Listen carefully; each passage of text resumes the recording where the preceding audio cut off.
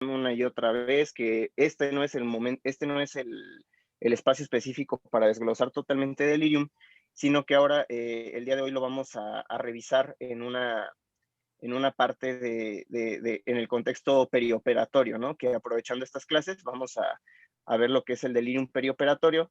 Entonces, aprovechando que están los R1, pues vamos a empezar con las partes, pues de las definiciones, ¿no?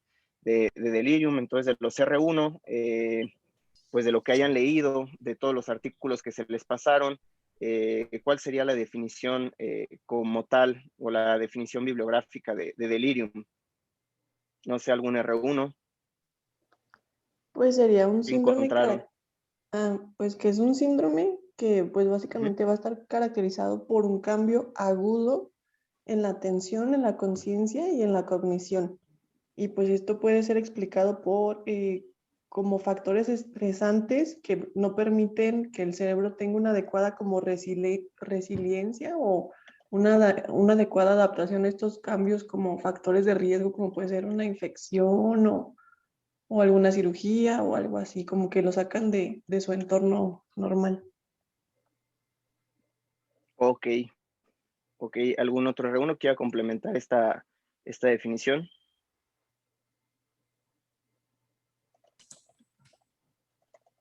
Nada más remarcar lo del curso fluctuante, o sea que podemos revisar al paciente y puede estar bien cuando lo revisamos y a los 10 minutos pasar y encontrarlo con alteración en la atención o en la conciencia y que puede ser reversible, a diferencia de padecimientos como demencia. Ok, ok. Entonces ya ahí estamos haciendo una diserción entre algo agudo y algo, pues ya crónico, degenerativo, ¿no? De más tiempo. ¿Alguien que quiera agregar alguna otra situación a estas definiciones?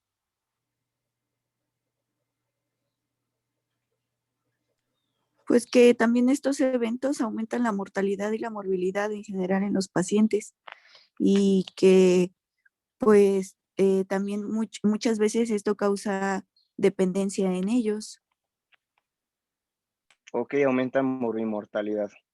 Entonces, resumiendo un poquito las definiciones que aquí nos comentaron los compañeros, nos dicen que es un síndrome, es decir, es un conjunto de signos, síntomas que se asocian y que son agudos, que cursan con inatención, eso también lo comentaron, alteración en el estado de alerta, estado de conciencia, y que puede ser reversible, ¿no? Entonces, como tal, la definición de delirium, pues es un estado confusional agudo, efectivamente, de curso agudo, fluctuante, que cursa con inatención y puede cursar o no con pensamiento desorganizado y o alteración en el estado de alerta, ¿no? Esa es la definición como tal que podremos encontrar o que para mí se me hace como más sencilla, ya que cubre los criterios para su diagnóstico. Y aquí pues el reto es más que definirlo, pues identificarlo. Eso es lo que van a ver en hospital, que muchas veces el verdadero reto es saber qué paciente realmente está en delirium y qué paciente está cursando con una encefalopatía de otra etiología. Entonces no hay que olvidar las características de la definición del delirium, que es agudo, fluctuante, que cursa con inatención, con alteración en el estado de alerta y pensamiento desorganizado. Esas son las situaciones con las cuales nos vamos a encontrar en el delirium. No sé si quiere agregar alguna otra situación en la definición, doctor Lascano.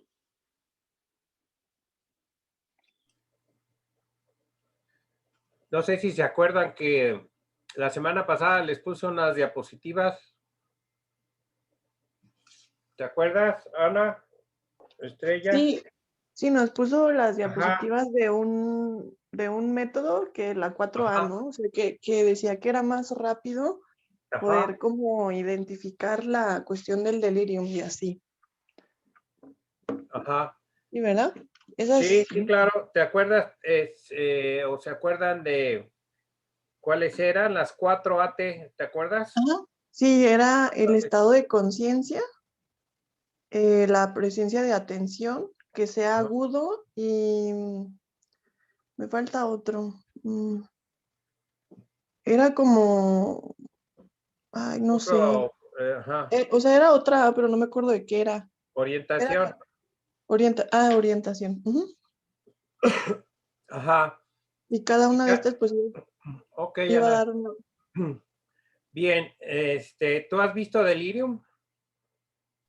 Sí, pues es que como ya estamos entrando a área COVID, Ajá. como que es muy común que veamos pacientes que, aunque ayer que estaba leyendo un poquito, me quedé pensando en el estado confusional agudo, como que de cierta manera me confundí, pero pues igual si se lee la definición por la DSM-5, pues quizás podríamos orientarnos un poquito más, tal vez.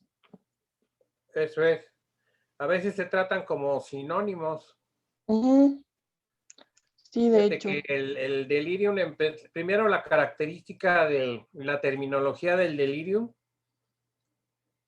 porque muchos usan también el término delirio. Delirio, no sé, si alguien quiera decir qué es el delirio y qué es el delirium, cuál es la característica de uno y otro, o ustedes ya no tienen esa duda en cuanto a la terminología, no usen delirio, sino delirium.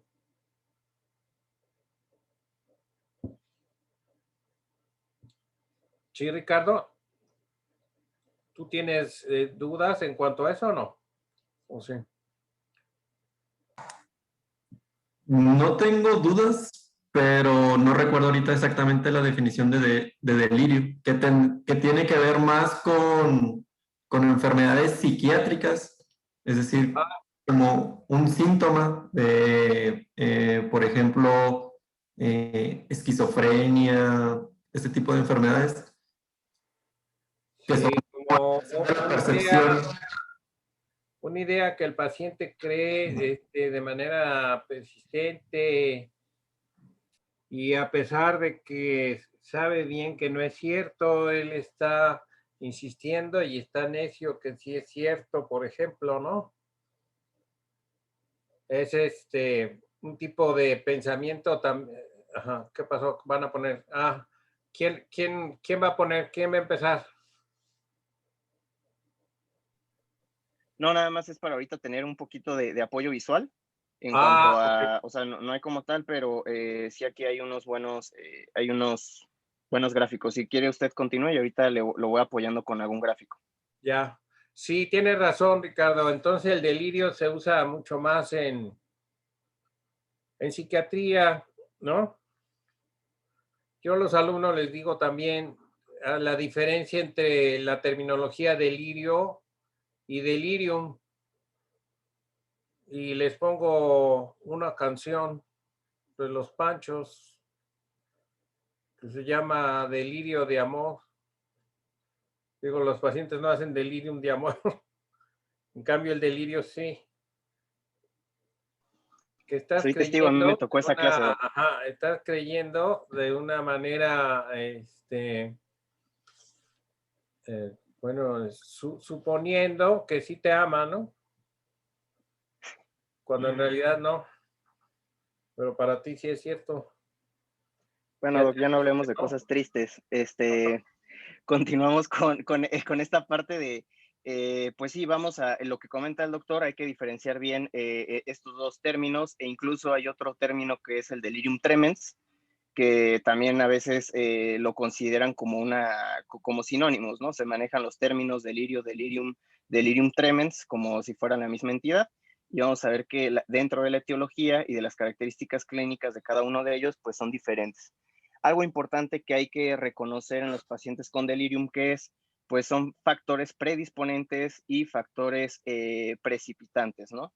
Eso es lo que siempre tenemos que hacer en una valoración geriátrica, ya cuando hablemos de valoración geriátrica como tal, pero algo que va a tener alto impacto en que nosotros hagamos una buena valoración preoperatoria o una valoración geriátrica es que identifiquemos todos estos factores. ¿Qué factores son predisponentes y cuáles son precipitantes? Y bueno, una pregunta para los R1 es, ¿qué se entiende por factores predisponentes y qué se entiende por factores precipitantes? ¿A qué nos referimos con uno y a qué nos referimos con otro? Pues el primero sería como características propias del paciente, ¿no? Aquellos precipitantes, pues sería como situaciones que precipitan, vaya, que se presente el delirio. O sea que, pues sí. Ok, perfecto. Pues bueno, aquí de hecho tenemos un esquema. Este esquema me gusta bastante, es como está muy limpio, muy visual, acerca de estos factores. Aquí nos los manejan como factores premórbidos, o sea, antes de que el paciente esté hospitalizado o antes de que el paciente tenga una situación, un factor estresante. Y pues de los principales, o lo que nos compete es de los principales factores predisponentes es la edad avanzada. A mayor edad, mayor riesgo de que tengamos delirium. Esto no quiere decir que solamente los pacientes adultos mayores presenten delirium. Pacientes con enfermedades terminales pueden llegar a presentar delirium. Pacientes oncológicos, pacientes con alguna insuficiencia cardíaca, hepatopatía, nefropatía, que estén en una fase de terminalidad, o incluso agonía, pueden llegar a presentar delirium, o presentan delirium más bien. Son de los síntomas más llamativos y de más difícil control en el contexto de esos pacientes. Entonces, en lo que nos compete a nosotros, pues sí, vamos a ver con mayor probabilidad la presencia de delirium. Obviamente, afecciones en el sistema nervioso central previos que tengamos, si ya tenemos una afección neurocognitiva previa, ya tenemos un deterioro cognitivo leve o tenemos una demencia establecida, pues el paciente es más probable que vaya a desarrollarlo. También bajo nivel educacional, altas comorbilidades, que tengamos muchas enfermedades, polifarmacia, la fragilidad también es importante. Todo paciente que nosotros veamos tenemos que identificar fragilidad. Es, creo, de las situaciones clínicas más sencillas de que nosotros podamos identificar, y pues el resto. Y algo también bien importante que siempre debemos de poner en las notas, y esto va para R1, R2, pues de si el paciente realizó delirium, ¿no? Hizo delirium en una hospitalización previa. Es muy importante que nosotros tomemos en cuenta esto, porque esto nos predispone a un mayor riesgo a desarrollarlo. Y muchas veces luego en las notas de alta, a lo mejor de medicina interna, no lo consideramos tan importante, porque pues fue algo transitorio, ya recuperó el paciente y pensamos que no condiciona una alteración importante en la funcionalidad del paciente. Pero vamos a ver que son pacientes que puede que regresen en 2 meses, 3 meses, y ya son conocidos del servicio, ¿no? Entonces es importante saber qué tratamiento, cómo se manejó el delirium, cuánto tiempo duró el delirium y cuáles fueron los factores precipitantes. Entonces, pues estos son los factores predisponentes generales. Tenemos muchísimos, estos son los más importantes. No sé si ustedes me quieran platicar, R1, acerca de algunos precipitantes que hayan encontrado, tanto en el paciente hospitalizado, en el paciente perioperatorio, cuáles son de los principales factores de riesgo, los factores precipitantes de delirium. R1 o algún R2 que esté.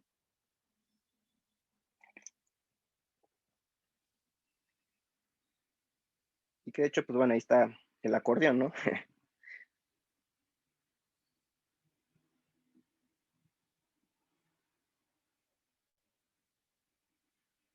Pues igual acá nosotros, que ya hemos estado entrando un poquito más, pues casi todos los pacientes con tubo pues tienen sedación, o de que pues tienen choque séptico, tienen falla cardíaca, y por lo mismo el COVID pues están como en colapso. Entonces casi todos pasan o tuvieron dentro de, o tienen manejo para delirium. Entonces pues lo estamos viendo yo creo que mucho últimamente allá en el hospital. Ok, ya se empezaron a dar cuenta que sí es algo que se ve muy seguido. Y por ahí mencionaste, aunque fue breve, pero mencionaste varias cosas de las que podemos discutir. Una, pues acerca de la severidad de la enfermedad. A mayor severidad de la enfermedad, pues mayor riesgo tenemos de que se haga delirium. ¿Por qué? ¿Cuál es la fisiopatología del delirium? De manera así muy general, pues tenemos un estado proinflamatorio, y se ha visto que mucho tiene que ver con la permeabilidad de la barrera hematoencefálica, que ya tenemos cambios degenerativos a nivel del encéfalo, principalmente a nivel de los astrocitos y de la glía.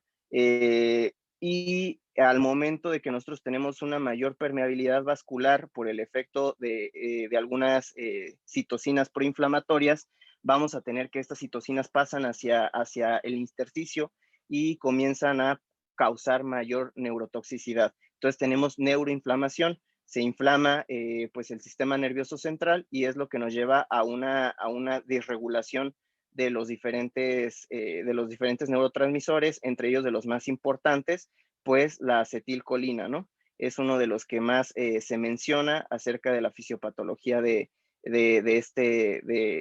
esta entidad. Y pues bueno, entonces debemos de entender que a mayor severidad o de un estrés, pues mayor riesgo vamos a tener de desarrollo de delirium, porque hay que recordar que estas citocinas proinflamatorias no únicamente se producen en el contexto de una enfermedad, porque de una infección. Esto es bien común de que luego piensan que el paciente que después de una fractura de cadera o después de una cirugía abdominal, si eleva leucocitos, pues porque está infectado, cuando pues no ocurre así. O sea, podemos tener una elevación de lactato, podemos tener una elevación de, incluso si midiéramos interleucinas, hay una elevación de las mismas porque son respuestas proinflamatorias del cuerpo, es un trauma, es un trauma mayor y cualquier intervención quirúrgica. Entonces, no distraernos muchas veces de que interpretamos que el paciente está cursando con un estado de sepsis o con un estado de infección, si no tenemos pues un cultivo o no tenemos un foco infeccioso identificado, ¿no? O si tenemos algo que explique mejor el cuadro clínico del paciente. Y algo bien importante, no sé si algún R más también les quisiera complementar a los R1 que están entrando ahorita al área COVID, ¿qué pasa con los esteroides y con la leucocitosis? Si es esperada una leucocitosis por esteroides, ¿no? Eso sería algo también que deben de revisar, porque muchas veces hay elevación de los leucocitos y piensan que es una sobreinfección, cuando realmente pues está asociado a el uso de los esteroides. Otra cosa importante que mencionó su compañera es la sedación. Pues sí hay pacientes que están en sedación, están con ventilación mecánica y que el paciente con ventilación mecánica puede desarrollar delirium. Entonces no sé si aquí algún R más tenga alguna aportación acerca del uso de sedación en los pacientes perioperatorios en general, que ahorita estamos viendo más la situación perioperatoria, pero qué se encontró acerca o qué se mencionó, por ahí Felipe sí lo llegó a mencionar acerca de la sedación, si se relaciona o no se relaciona con el desarrollo de delirio. No sé si algún R más quiera aportar algo acerca de esto.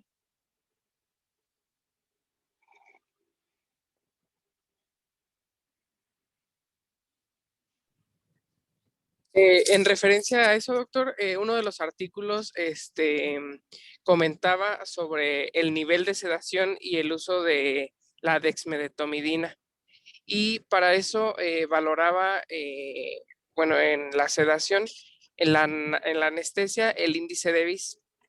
Y este índice, pues entre mejor sedación tuviera el paciente, se veía asociado a un menor desarrollo de delirio. Entonces sí, pues el estado de sedación es algo importante que nos ayuda a reducir la incidencia y presencia de delirio. Ok, muchas gracias, Nefta. ¿Alguien más que tenga alguna otra aportación? Que aquí es importante platicar, ¿no? Acerca también de si una sedación más profunda es una mejor sedación o cómo consideraríamos que tenemos una sedación ideal, porque a veces decimos, pues sí, hay que tener al paciente en un -5, en qué contexto, pues sí se vería beneficiado que esté en un RAS -5, que esté totalmente totalmente sedado, vaya, en una sedación profunda, y en quienes pues no es necesario una sedación profunda, ¿no?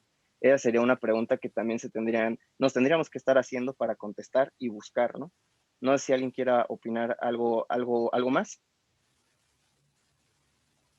acerca de esta parte de la sedación. Pues en el mismo contexto del índice de Vis, que ayer me puse a investigar un poquito más, es una escala que se evalúa del 0 al 100 y intervienen o se ocupan diferentes mediciones, entre ellos un electroencefalograma para medir la actividad cerebral.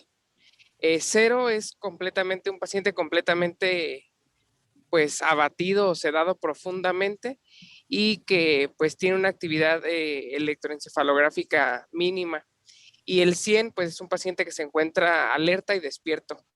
Entonces, la revisión que chequé el día de ayer es que dice que en pacientes pues sometidos a algún procedimiento quirúrgico, lo que se prefiere es que se encuentren en este rango de 0 a 100 entre 40 y 60 y que en este porcentaje es donde se ha observado un menor desarrollo de delirium asociado al procedimiento quirúrgico. Ahora, Ok, también perfecto. respecto a esto de la sedación, pues muchas veces que el paciente esté despierto, sienta que tiene un tubo en la boca, que tenga dolor o que sienta los procedimientos que se están realizando, es una causa más para desarrollar delirium. Entonces, es por ello que se insiste en que se tenga una sedación profunda. Ok, ok, entonces también aquí luego llega a pasar, ¿no? Que cometemos el error que hay pacientes con sedación, pero que no optimizamos analgesia. Y entonces vamos al siguiente punto acerca de algo que se vio el día de ayer. La doctora Rojas lo expuso de manera bastante extensa, de forma adecuada, pero ¿qué opinan acerca de el manejo del dolor? ¿Es común o no es común que por el dolor o cómo manejar el dolor o qué estrategias se han descrito para evitar un delirium precipitado por dolor? No sé si alguien leyó algo acerca de eso.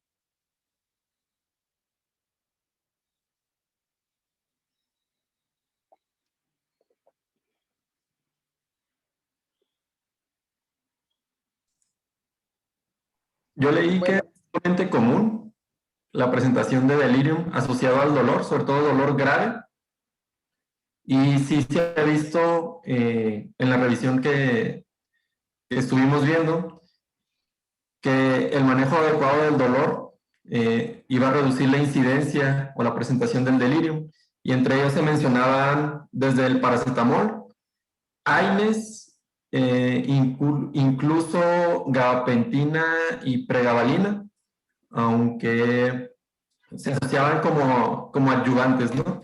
Y también los opioides, pero raramente yo lo leí como que los opioides estaban como no contraindicados, pero sí no de primera línea o de segunda línea, sino ya cuando no puedes manejar el tipo de dolor, sobre todo por los efectos adversos que comentaban, sobre todo en un paciente que tiene, por ejemplo, alguna cirugía abdominal, donde podemos ocasionar y Ok.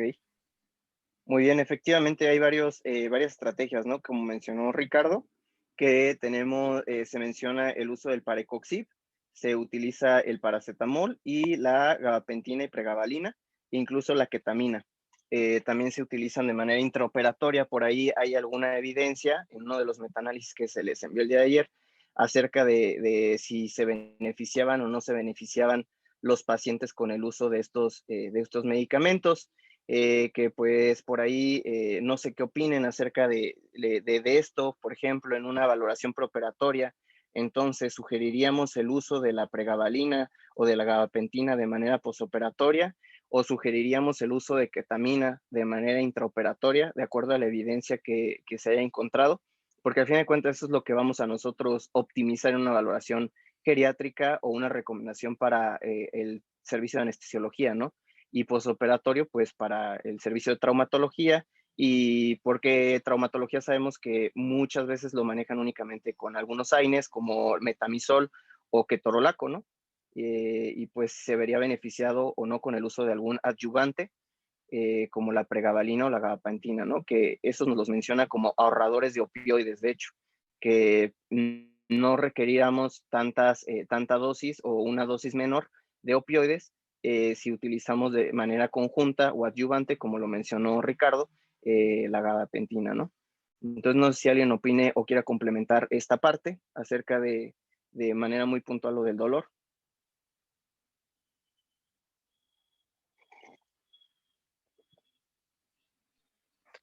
Pues bueno, nada más, o sea, identificar qué tipo de cirugía vamos a realizar porque la mayoría de los estudios donde se ha visto el uso de la gabapentina es en cirugías abdominales, sobre todo en histerectomías y en cirugías ortopédicas, ¿no? Entonces, ayer lo que quedamos era que íbamos a ver lo de las dosis. En la mayoría, pues sí, las dosis se recomiendan entre 600 y 1200, ya que si se administra como una hora antes, a la hora que empiece la cirugía, la biodisponibilidad que vamos a tener es del 60 al 70%. Entonces, por eso se recomiendan estas dosis altas, que era lo que nos quedaba la duda ayer.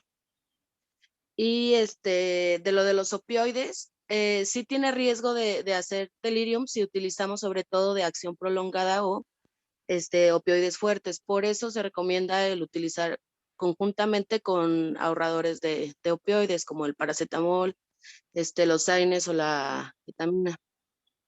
Ujú. Muchas gracias, doctora Rojas. Muy bien. Otra Charlie. situación que también ¿Qué pasó? A ver. Sí, nada más para, de lo que dijo Lupita del dolor, pues nada más no es, bueno, se supone que debemos de buscar a lo mejor fármacos puros, por ejemplo, en relación a los opioides, no tanto el más fuerte o el que potencie más, por ejemplo, el 100 veces más potente que la morfina. Lo que se refiere con la potencia se refiere al tiempo en el que dura de hacer acción, no que tenga un mayor, prolongue más no sé, o sea, nuevo, la potencia no quiere decir fuerza, sino tiempo en lo rápido en el que hace efecto el fármaco. Y lo importante de los opioides es buscar opioides de acción corta, como ya lo dijo Luque, y opioides que sean muy selectivos. Entre más amplio tengan la gama de estimulación de receptores, los opioides no se consideran tan buenos porque tienen muchos efectos secundarios. Por ejemplo, la analbufina, que ya no es tan utilizada porque no es un agonista puro y estimula muchísimos receptores, y ahí es donde vienen los efectos secundarios. Entonces, los opioides, entre más corta la duración y entre más selectivos sean, es mejor. Perfecto. Especificaciones de cada uno. Muchas gracias. ¿Alguien más que quiera complementar algo? Yo, pues yo creo que Sol. aquí, tanto en sedación como analgesia, pues vale la pena recordar la dexmedetomidina, que no solamente es sedación, sino también tiene un efecto analgésico. Y también pues nos ayudaría como ahorrador de opioides, tanto en el posoperatorio como en los pacientes COVID que están viendo intubados. Ok, perfecto. Entonces, el uso de la dexmedetomidina, e incluso pues a los pacientes posoperados lo comentan en el uso intraoperatorio de la dexmedetomidina, incluso dosis bajas, únicamente como comentan, como ahorradores de opioides, tienen un muy buen impacto, reduce la tasa de presencia de delirium, ¿no? Y esto tiene que ver pues con esto, de que tenemos una buena sedación, es una sedación profunda, y tenemos una adecuada analgesia. Muy bien, gracias Sol por el comentario. Bueno, otro que es bien importante, otro factor que no sé si alguien haya revisado o le haya saltado un poquito, acerca del uso de las soluciones.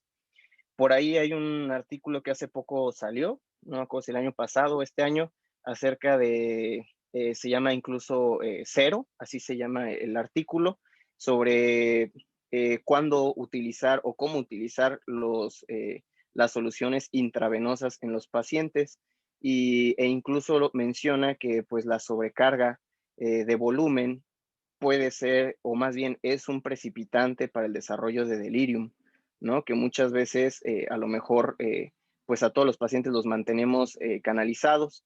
Entonces, ¿qué leyeron acerca de esta parte? Incluso hay una recomendación por ahí que se hace, ¿no? Acerca de cuánto tiempo utilizar el ayuno y mantener al paciente únicamente con infusiones. No sé si alguien leyó algo de esto.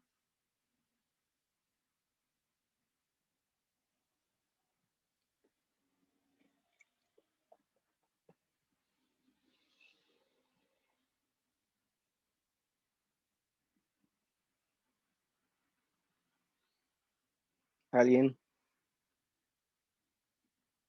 porque al final de cuentas hay que entender esta parte, ¿no? Que el uso de las soluciones es también una solución, lo debemos de considerar como Pues, una medida terapéutica, ¿no? Entonces, no sé, pues por ahí había un alguien ya apartado, se había animado.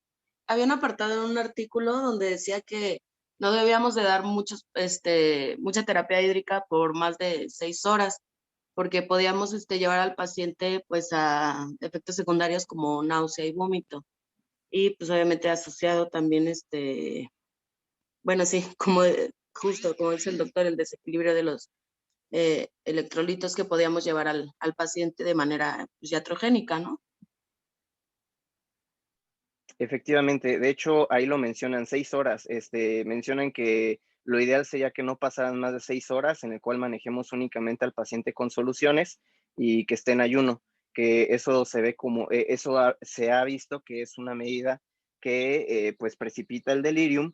Y ya al rato les paso ese artículo acerca de cómo decidir cuánto infundir de solución y qué mecanismo tiene pues que nosotros tengamos una sobrecarga hídrica o una sobrehidratación a nivel del sistema nervioso central, que a veces no, e incluso es un marcador, te dicen, si el paciente tú lo ves con alteración del estado neurológico, es un punto de sospecha para que nosotros pensemos en bajar las soluciones.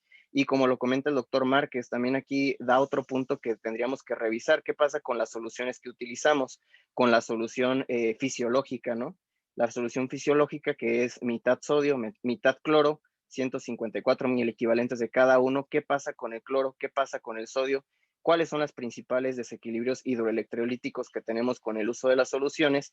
Y eso es algo que pues no es la finalidad de este apartado, de este módulo, pero yo creo que es algo que les debería de llamar la atención al R1, de pues qué solución voy a utilizar, por cuánto tiempo.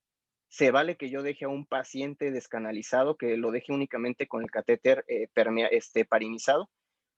¿O todo el tiempo tiene que estar con una solución conectada y estarle aportando solución? Entonces, es algo que pues a lo mejor lo hemos hecho de manera intuitiva o basado en lo que vemos, pero pues sí hay estrategias muy puntuales de hasta cuándo hidratar al paciente y cuándo utilizar una vía parenteral para administración de solución.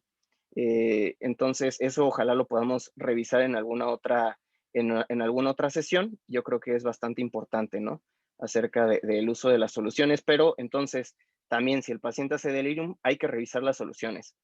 Y esto es bien frecuente, que bajamos a cirugía y de repente nos damos cuenta que al paciente le están metiendo 3 litros al día, 1000 cada 8. Entonces, pues es obviamente que nos va a hacer delirium, nos va a hacer derrame pleural, nos va a hacer edema por todas partes. Y pues ahí es cuando llegan la interconsulta con una hipernatremia hiperclorémica. Entonces, pues bueno, estos son algunos de los ejemplos de los factores que pueden precipitar. No sé si alguien le haya llamado algo más son muchísimos. No sé si alguien le haya llamado algo importante acerca de estos factores precipitantes.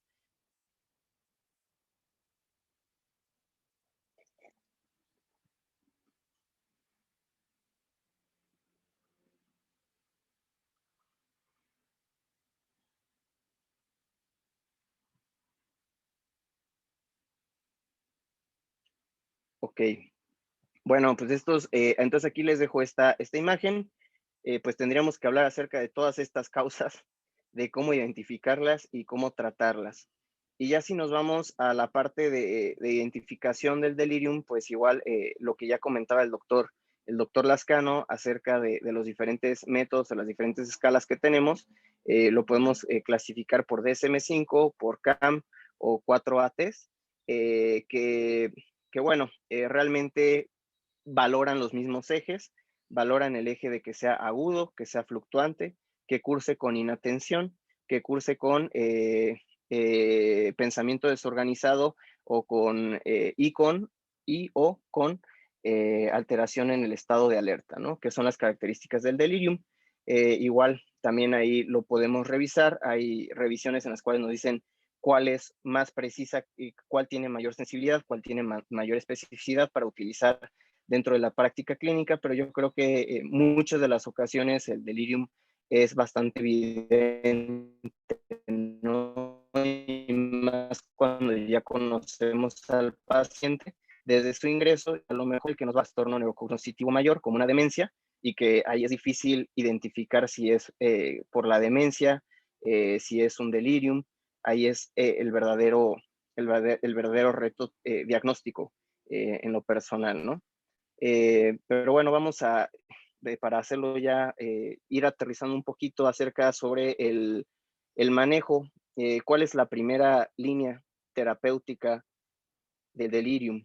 ¿Cuál es la primera línea de tratamiento del delirium?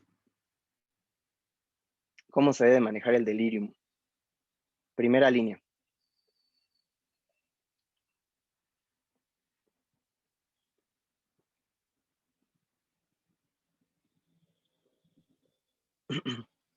¿Cómo manejarlo? Ya lo identifiqué.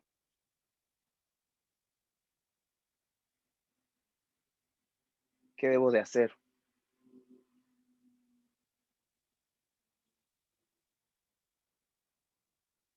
Pues es la no farmacológica, ¿no? O sea, es retirar todos los factores de riesgo que existen, ¿no? Ok, O bueno, también depende efectivamente, pues es, de si es hipo o hiperactivo, ¿no?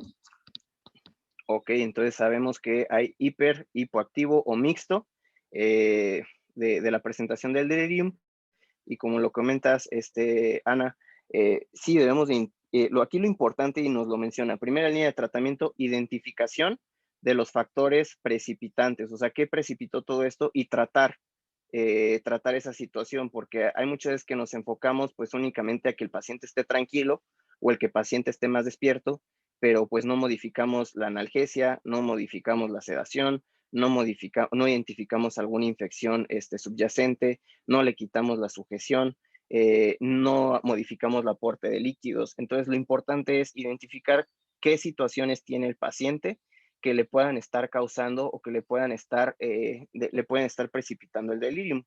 Eso es lo primero que tenemos que hacer, identificar todos esos factores y tratar todos esos factores que son reversibles. ¿Qué factores pues no vamos a poder cambiar? Pues todos los premórbidos, todos los predisponentes. Eso ya el paciente ya tiene un riesgo por sí solo, pero todo lo demás que nosotros podamos manejar en el hospital lo tenemos que identificar y lo tenemos que modificar. Y efectivamente esa es la primera línea, el no farmacológico o la modificación de terapéuticas que ya hayamos iniciado, que muchas veces hasta incluso es un delirium iatrogénico, ¿no? Por no conocer acerca de cómo manejar al adulto mayor en cuanto a todo, a cada uno de los ejes. Entonces, pues bien, no farmacológicos. Y en cuanto a la terapia farmacológica, que aquí nos podemos extender bastante, ¿qué opinan acerca de la terapia farmacológica? Hay fármacos que puedan prevenir el delirium.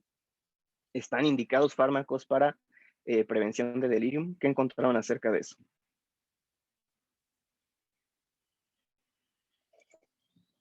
En este caso, perioperatorio, ¿no? Que es lo que nos estamos enfocando.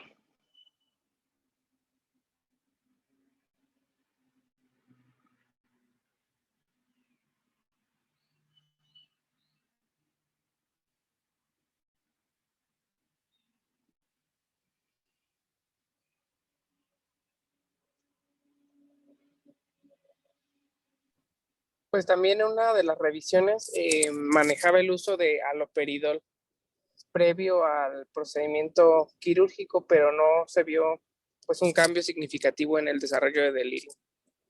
Entonces como que preventivo como que no. Otro de los medicamentos, la melatonina, decían que se podía utilizar en el perioperatorio y que disminuía, no sé, como del 30 al 40% el riesgo de delirium. Es otro de los que se dice. Ok. ¿Alguien más? ¿Alguna otra medida? ¿Algún otro fármaco? Porque sí, por ahí mencionaban ese, ¿no? El uso de haloperidol, 2.5 miligramos IV, cada 12 horas por 3 días, ¿no? Y también mencionaban por ahí melatonina, también son de los medicamentos que se menciona. Entonces no sé qué opinan acerca de si vamos a utilizar o no vamos a utilizar estos medicamentos, o lanzapina. Sí, incluso ayer el del haloperidol comparaba ese 2.5 contra 5 y pues la dosis también no fue algo que mejorara. Ok, que de hecho vamos a ver que en todos estos estudios, de hecho, casi siempre en terapéutica farmacológica del delirium y las revisiones importantes que se hacen los metaanálisis, por ejemplo, las Cochrane, todos nos dicen que pues no mencionan con adecuada calidad los efectos adversos del uso de antipsicóticos, ¿no? O sea, sí mencionan de que si tuvo disminución o no hubo disminución de la morbimortalidad en el paciente que cursó con delirium y un manejo farmacológico, pero gran parte de los estudios, lo que a lo mejor su punto flojo o lo que se menciona es que no se especifica adecuadamente los efectos adversos que llegamos a tener, porque luego muchas veces también hay que recordar que parte de los efectos adversos o indeseados del uso de los antipsicóticos es la sedación, y muchas veces para nosotros es más cómodo que el paciente esté sedado o que lo decimos es que está hiperactivo, entonces le chutamos su haloperidol, se lo ponemos con horario y el paciente ya después está bien dormidito, el familiar, enfermería y todo el mundo está feliz porque pues el paciente no da lata, ¿no? Entonces, ¿qué opinamos acerca de esa práctica? ¿Se deja el haloperidol con horario? ¿No se deja con horario? ¿Qué es lo que está recomendado? El antipsicótico en un paciente, por ejemplo, en un contexto perioperatorio, ¿no? ¿Usamos o no? ¿Qué beneficio se ha visto de los antipsicóticos en el contexto de delirium? ¿Mejora, disminuye el tiempo el tiempo de desarrollo de delirium, sí o no? De las revisiones que nos mencionan.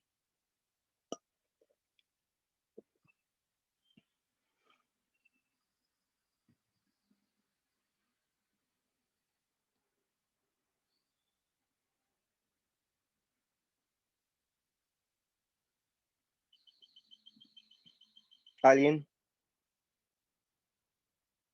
R1, R2, R3, R4. Porque pues esto ya lo indicamos, indicamos antipsicóticos. ¿Y por qué? ¿Cuál sería la indicación? O si nos preguntan, oiga, doctor, el paciente con este antipsicótico va a disminuir el tiempo que va a estar en delirium mi paciente, va a mejorar la morbimortalidad de mi paciente el uso del antipsicótico. ¿Y qué vamos a contestar? Es que sí. De acuerdo a la evidencia. Creo que no leyeron mucho. Pues es que, o sea, no está como claro de manera perioperatoria que nos ayude, o sea, no. Y de hecho lo ideal sería que nosotros estuviéramos, o sea, si el paciente pues está demasiado inquieto, se está poniendo en riesgo su integridad, pues ok, vamos con una dosis y volver a nosotros a ir a revisarlo de 15 minutos después, pero así como dejárselo con horario para el perioperatorio, pues no, de lo poco que leí, la verdad, no está como esclarecido que nos va a funcionar para después de la cirugía, para disminuir. Así como dijo Nefta, que como tratamiento preventivo no es lo ideal, en el metaanálisis que ayer subieron al grupo, incluso en el que también subió el doctor Mendoza, dice que disminuye tanto la duración como la gravedad del delirio. Entonces, sí ayuda en disminuir la estancia hospitalaria del paciente. Y como dice Lupita, o sea, le das el tratamiento, valoras, pero ya como cuando tus medidas no farmacológicas no mejoraron y no lo dejas como tratamiento preventivo, o sea, no mejora. En ese caso, pues te usas algunos otros medicamentos como lo vimos, como la Dexme, como la gabapentina incluso, pero no los antipsicóticos como preventivos. Ok, entonces, pues dejarlo como con horario, se ha visto entonces que pues no disminuye incluso la mortalidad, ¿no? O sea que mantener a un paciente con el antipsicótico durante su hospitalización porque hizo delirium hiperactivo, porque aquí es otra cosa para los R1, la indicación de el manejo o administración de un antipsicótico es que el paciente esté agitado y que pueda causar y que esté en peligro su integridad o esté en peligro, ponga en peligro la integridad del personal de enfermería o de ustedes mismos que lo están revisando, ¿no? Porque hay unos que más que nada se agitan y se pueden caer, o ha pasado que se han caído por estar con este estado de agitación psicomotriz. Ahí pues obviamente está indicado el manejo con un antipsicótico, pero pues ya dejarlo como dejarlo de manera de manera fija, con un horario, con un esquema, no se ha visto que mejore bueno, lo que nos reportan la mortalidad es que no mejora, no mejora esta parte, ¿no? Entonces hay que tenerlo en cuenta porque muchas veces también caemos en esa parte de dejar pues el antipsicótico con horario y hasta el momento no hay evidencia que apoye esa situación. En un paciente que pues no tenga algún deterioro cognitivo previo, no sé, aquí el doctor César, yo creo que nos puede orientar un poquito más, porque es muy diferente en un paciente que previamente ya incluso utilizaba la risperidona, utilizaba la quetiapina, que ya estaba, pues que ya tenía un diagnóstico establecido de demencia. Entonces, no sé si nos quiera comentar algo acerca de esto, doctor César, acerca del uso de los antipsicóticos en el paciente que previamente no tenía ningún deterioro cognitivo, que no tenía una demencia establecida y contra un paciente que ya tenía un deterioro cognitivo mayor. No sé si nos gusta comentar algo, doctor. Sí, bueno, en un paciente que previamente no tenía alteración cognitiva, como ahorita comentan, o sea, no hay una evidencia de dejar algo de alguna manera como preventivo para de alguna manera disminuir el riesgo de delirium. Sin embargo, bueno, pues en un paciente con una demencia, ese cuadro que ahorita pones, porque bueno, pues aquí estamos hablando, bueno, que es caso de una demencia, pero ese cuadro de los factores predisponentes y precipitantes es bien importante que lo tengamos ahí en mente, porque a medida que nosotros vayamos quitando esos factores precipitantes que el paciente tiene, ¿sí? Disminuimos también el riesgo de delirio. Pero aquí incluso en pacientes con una demencia moderado severa, sí se recomienda en algunos casos prácticamente utilizar antipsicótico a dosis bajas, ¿sí? Hablando, bueno, pues de haloperidol entre 0.5 y 1 miligramo de haloperidol. Sin embargo, bueno, pues también, pues hay situaciones, como ahorita lo han comentado aquí todos, de ahorita lo que decían también estaba oyendo lo de la sedación, ¿no? Hay situaciones donde sí tenemos que tener al paciente en un RAS de -5, sobre todo ahorita con el COVID, en pacientes que tienen un SIRA severo o en pacientes también con un traumatismo craneoencefálico severo, que fue posoperado en este caso de craneotomía, que también nos sucede mucho en pacientes que se caen, que tienen un hematoma. En ellos es importante en un inicio tener en un RAS de -5, o sea, tenerlo bien sedado al paciente, pero a medida que lo vamos teniendo al paciente en la terapia o pues de alguna manera ahí en el piso de hospitalización, también es importante despertar al paciente, o sea, emergirlo de ese RAS de -5 a tenerlo un RAS de -2, de -1. Y en ese caso, como comentaba aquí Sol, sí es indicado el uso de el Precedex, que es la desmedetomidina. Incluso ahí en esos casos sí podemos utilizar antipsicótico en pacientes, así que está bien establecido, que para tenerlo durante el día, de preferencia mejorar el ciclo, ¿sí? Y en el día, pues prácticamente mantenerlo despierto y en la noche, bueno, que el paciente de alguna manera pueda dormir y con esto disminuir el riesgo de delirium, ¿sí? Pero sí en pacientes con una demencia, sí está recomendado utilizar dosis bajas de antipsicóticos, siempre también teniendo en cuenta este cuadro que es muy importante que ahorita mencionaste.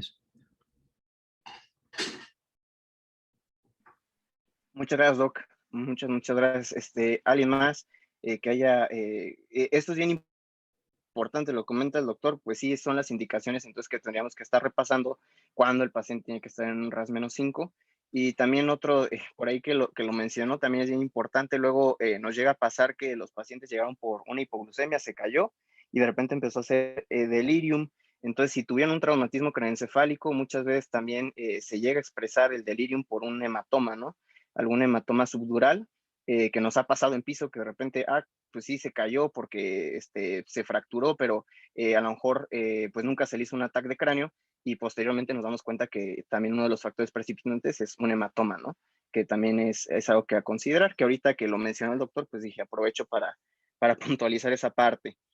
Pero bueno, en general, pues la idea de esta sesión, pues es que empecemos a hablar un poquito más de este tema. Es un tema que yo creo que nosotros como residentes de geriatría, como geriatras, pues tenemos que ser los expertos en manejo, tenemos que ser los expertos en identificarlo y también tenemos que educar, dar enseñanza a nuestros compañeros de otras especialidades y enfermería, sobre todo, como lo comentó el doctor Márquez, pues muchas veces nos piden el haloperidol para el paciente porque está inquieto, que porque está despierto en la noche, está hablando, pero pues no está tan agitado, no tiene realmente un factor de riesgo para que se pueda comprometer su integridad. Y bueno, y ahí vamos, ¿no? Y se deja el haloperidol. Muchas veces pasa, son errores a lo mejor que cometemos de R1, y sí, efectivamente también nos piden clonazepam.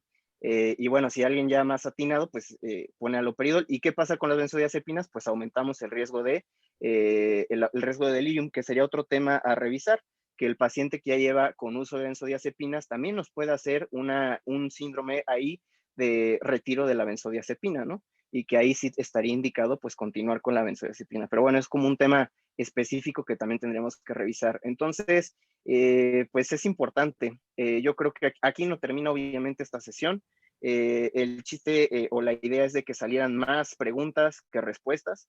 ¿Para qué? Para complementar nuestra práctica y que hagamos una práctica basada en evidencia, que no nos vayamos por lo que se ha realizado, lo que nos dicen luego que se tenga que realizar.